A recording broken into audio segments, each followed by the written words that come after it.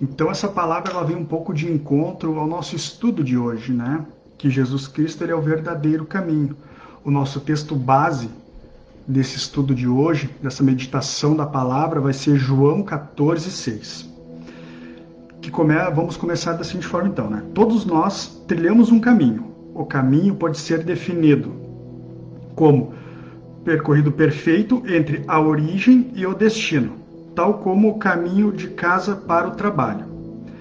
A vida é um caminho que estamos trilhando neste mundo até chegar ao destino final. Um sábio da antiguidade disse certa vez: há um caminho que ao ser humano parece direito, mas ao final dele o caminho ele é de morte. Este texto ele é de Provérbios, ele está em Provérbios 14:12, e quem escreveu este provérbio foi o rei Salomão, tido como o rei mais sábio de Israel. Salomão teve um encontro com Deus onde ele pediu a Deus por sabedoria, e Deus derramou a sabedoria da palavra sobre Salomão. Todos os salmos quem escreveu foi Salomão. Então, muitas tentam justificar suas crenças dizendo: todos os caminhos levam a Deus. Mas isto não é verdade. Se você sai de sua casa para um destino, sabe que não são todos os caminhos que levam àquele destino. Mas como isso? A gente precisa entender um pouquinho disso, e eu vou explicar para vocês. Nós achamos essa resposta lá em Mateus 50 ao 51. Jesus, chamando outra vez com grande voz, entregou o Espírito. E eis que o véu do templo se rasgou em dois, do alto a abaixo, e a terra tremeu e fendeu-se as pedras. O que isso quer nos dizer? Né? Que Jesus ele é o único caminho verdadeiro. A gente precisa retornar um pouquinho na palavra, né? A gente precisa estudar um pouquinho a palavra lá no Antigo Testamento, que aonde nós quiséssemos falar com Deus, nós quiséssemos levar os nossos pedidos a Deus, aonde nós quiséssemos largar as nossas angústias, tudo aquilo que deixa o nosso coração tribulado, nós precisávamos ir até o templo aonde havia um sacerdote. E a partir disso nós entregávamos esses pedidos a esse sacerdote, e ele entrava em um ambiente separado por um véu, onde somente ele entrava lá. Não era qualquer pessoa que entrava neste lugar. No templo, na antiguidade, eram 3 ambientes, né, onde ficavam as pessoas comuns, um segundo ambiente onde estavam os levitas da casa de Deus, as pessoas que serviam ao templo, e os santos dos santos, que era onde só entrava o sacerdote. Então nós tínhamos um interlocutor para falar com Deus, nós não tínhamos o acesso direto a Deus, nós precisávamos de alguém para levar os nossos pedidos a Deus, digamos assim. E Jesus, o que ele fez? Jesus, quando veio, ele se entregou para que nós não precisássemos mais fazer isso. Hoje, com a entrega de Jesus, com o ato da cruz, né, de ele entregar sua vida por nós, o texto diz que o véu se rasgou de cima a baixo. O que quer dizer que o véu se rasgou de cima a baixo? Nós não precisamos de mais ninguém para interagir com Deus.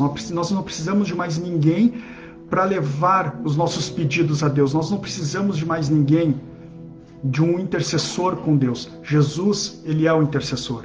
Nós não precisamos de um pastor da igreja A, nós não precisamos de um bispo da igreja B ou um padre da igreja C. Nós não precisamos de mais ninguém. Basta nós irmos no nosso lugar secreto, no nosso quarto, nos ajoelhar, abrir os nossos corações a Deus e entregar tudo aquilo que está nos angustiando a Deus.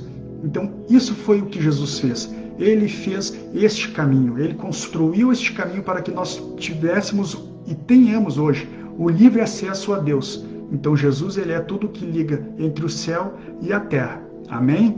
Vamos seguindo o texto para nós aqui. Então, Jesus Cristo disse: eu sou o caminho e a verdade e a vida. Ninguém vem ao Pai senão por mim. Jesus Cristo não é um dos caminhos que levam a Deus. Ele é o único caminho da salvação. Então, anteriormente foi como eu disse, Jesus, Deus, todo esse contexto, ele tem um propósito. Quando o homem perdeu o livre acesso com o Pai, lá no Jardim do Éden, na criação, o homem ele se retirou, ele foi afastado, né, da face de Deus. Quando entrou o pecado no paraíso, o que aconteceu? O homem perdeu esse acesso a Deus. Ele perdeu. A palavra diz que Deus andava pelo jardim em comunhão com Adão. Eles conversavam todo final de noite, eles conversavam. Todo final de tarde, eles conversavam. E quando o pecado entrou no paraíso, Deus lançou o homem fora do paraíso, fora da sua face. E o que aconteceu? Essa comunhão com Deus, ela se desfez. Aí gerou pecado no mundo. E Deus, com a sua misericórdia, com o seu amor, ele procurou um justo entre os homens para retomar esta comunhão, para retomar este relacionamento com o homem. E Deus não achou. Então o que aconteceu? Deus enviou o seu único filho para ele restabelecer essa comunhão com Deus.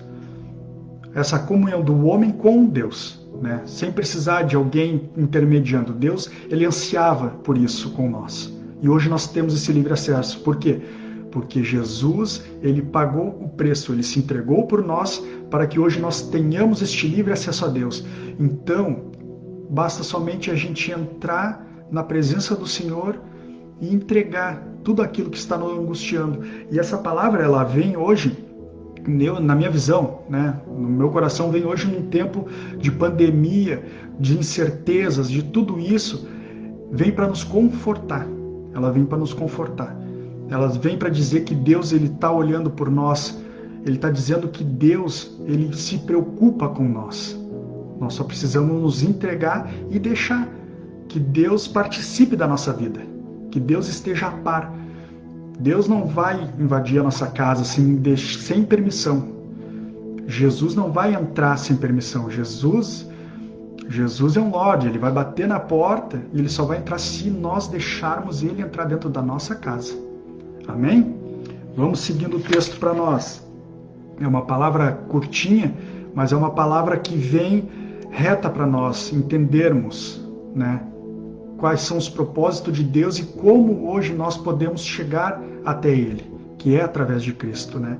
Então, lá em Atos 4:12 diz: não há salvação em nenhum outro, porque debaixo do céu não existe nenhum outro nome, tanto entre os homens, pelo qual importa que sejamos salvos. Então, não existe nenhum nome tanto na terra hoje que vá nos trazer a salvação se não é a Cristo. Não existe, não tem. A palavra de Deus nos diz isso. Não sou eu, o Diego, que está falando, é a palavra de Deus que diz isso para nós. Mas bastamos somente crer nele para que tudo isso aconteça, não é mesmo? Testemunhar um pouquinho para vocês de tudo que vem acontecendo da minha vida. Eu e a minha família nos convertemos há mais ou menos uns 2 anos em Porto Alegre, e desde então Deus tem feito maravilhas nas nossas vidas. Na própria palavra diz que neste mundo nós teríamos aflições, né? E nós tudo podemos naquele que nos fortalece. Então nós podemos ter angústias, nós podemos ter sofrimentos. Quando a gente ouve essa palavra, a gente diz que a gente só pensa que eu vou ter vitórias sobre todas as coisas. Vai ter, em nome de Jesus você vai ter também. Que tu vai ser rico, vai ser rico também em nome de Jesus. Que vai ter muitos bens, vai ter em nome de Jesus.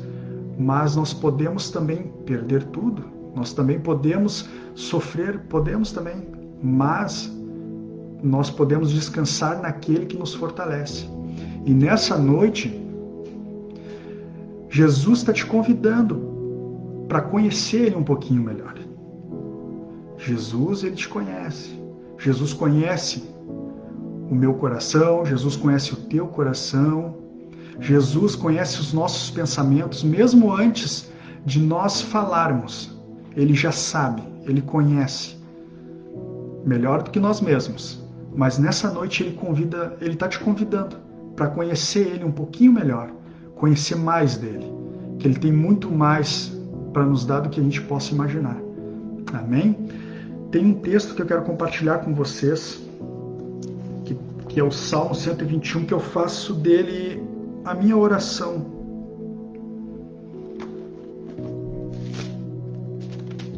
E essa palavra, nos dias de hoje, pelo que eu venho acompanhado nos grupos que eu participo, que eu venho acompanhado em noticiários, que eu venho acompanhando pelo Instagram e Facebook, o sentimento de todos, que é o mesmo, de angústia, aflição, de incerteza do que vai ser de nós com essa pandemia, do que será dos nossos serviços, né? Eu mesmo estou em casa trabalhando em home office, a minha empresa teve um período que teve redução de jornada de trabalho, que teve redução de despesas, de redução de custo, redução de salário.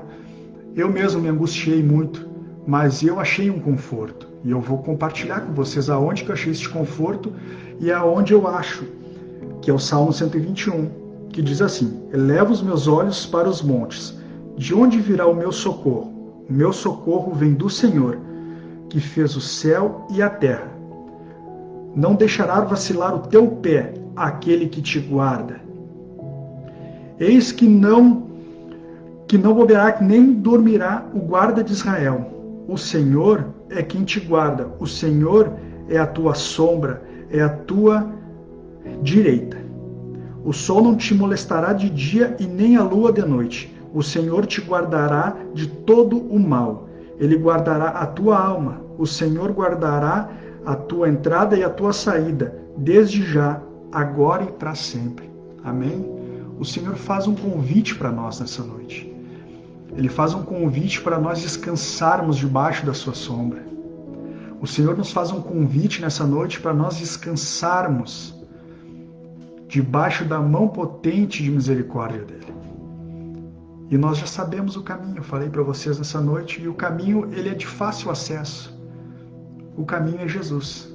Jesus é quem vai nos levar até Deus. Jesus é quem intercede por nós. Jesus, ele é o nosso advogado. Jesus, ele é a vida.